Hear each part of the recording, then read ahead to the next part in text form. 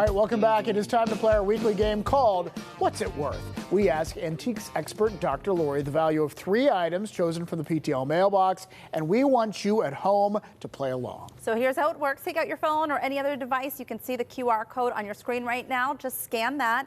Or you can go to kdka.com/connect to play along with us live. The question's going to change on your device for each of the items as we move along. Okay, everybody, hopefully you're ready. And let's bring in Dr. Lori right now. And Dr. Lori, always great to see you. I see you're ready for Easter. Ready for Easter. I don't have to cook. I'm so happy. That's a good thing. Yes, it's nice. All right, and today's theme is picture perfect. Does that mean everything is a photo? Is that what we're talking about? Everything is a picture of some sort. Okay. Okay, and our first item is from Lawrence, and it's folk art. And you can see the tally on the amounts on the bottom of your screen in just a moment. There you go. Yeah. Okay. So, folk art portrait of 2 sisters. It's made in America. They believe Pennsylvania. I believe Pennsylvania too. It's a drawing and it's hand colored. It's from the early 1800s. Dates between 1800 and 1830.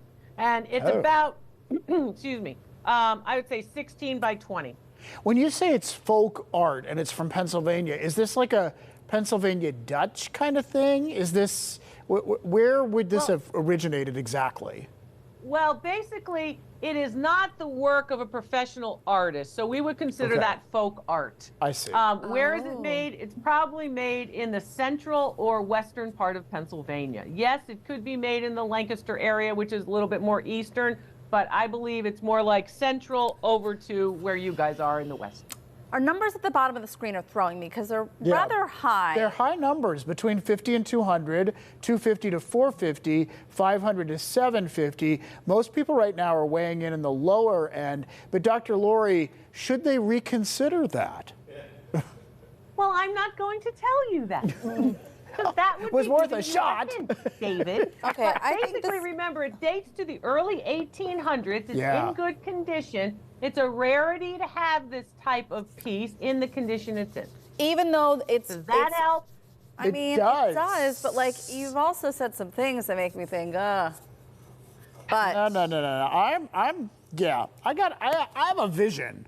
I have something in my head has popped in there, and I just think I'm going for it. Well, me too. That's what I did too, and I went 625. I also did a recreation of it right here in the corner. Nice. Oh yeah, that's lovely. I said we appreciate the artwork.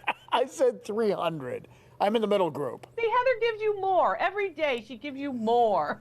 $500 is what it's worth. Oh, that's fantastic. Wow. Wait, all right. Yeah, beautiful. That means me. That means you. Yeah, you are closer. Ron is going to be our quick math guy. Don't go anywhere. Yeah, don't go anywhere. We need help with math. All right, next up are some autographs sent in by Marty. So tell us about these.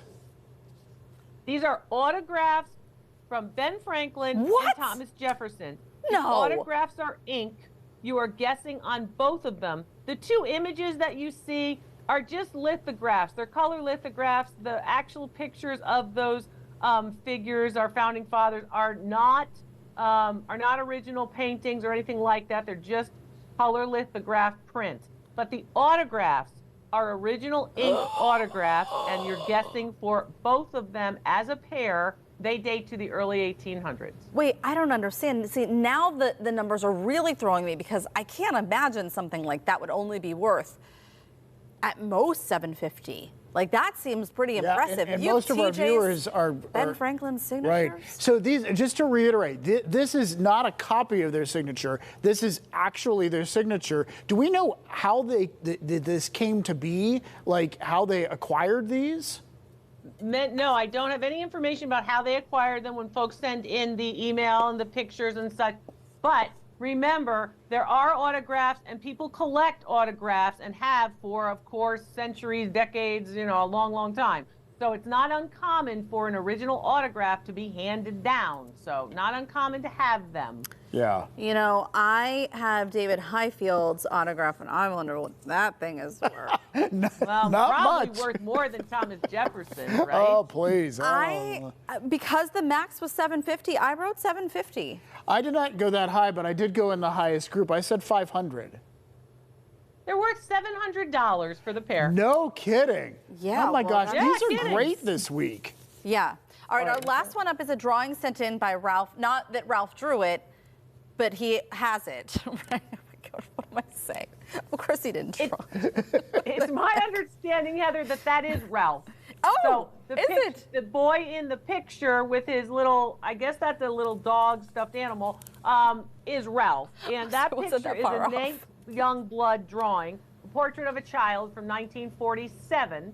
And that particular piece, in my understanding, that piece is approximately 11 by 16. So Ralph sent in a picture of himself or of a different Ralph? It's my understanding that Ralph or a family member sent in a picture of himself that was drawn by this particular artist in Pittsburgh. I see. And can you tell us more about the artist? Do you know anything? What did you say? Youngblood? Was that the name? Yes, Youngblood, Nat Youngblood, in the mid 20th century in Pittsburgh, relatively well known regionally. Oh, that makes me think of Young Guns. Weren't we just talking about that because that was the Western movie that came out? Do you guys remember when we were having our big conversation about Val Kilmer? You don't remember this conversation. I don't remember this at all. Never mind. Okay. I don't know if you guys remember, forget Val Kilmer, but I don't know if you guys remember, you'd go down the shore and in the summer, Heather's laughing at me, but you go down the shore in the summer and they would, do a silhouette of you. My sisters and I had those from the 1970s, and it was a whole big thing. So earlier on, a lot of kids, if they were ill, if they were in hospitals, the artists would come around. Oh, wow. And basically do a drawing of children, sort of take their mind off their illness kind of thing. And then that moved into sort of a souvenir thing at the shore. I see. Okay. Yeah, All right. Maybe You know what? unrelated esoteric knowledge. Well, from no, me, I but, think it's now very you know interesting. that. And you know what? And there's such detail in this picture. I said 250. I said 325. David's right on the money at $250. Wow. Woo! Okay. Double points then. This was a lot of fun. Thanks for bearing with me with my Val Kilmer conversation and all of the fun Western movies that came out in the 90s. Appreciate it.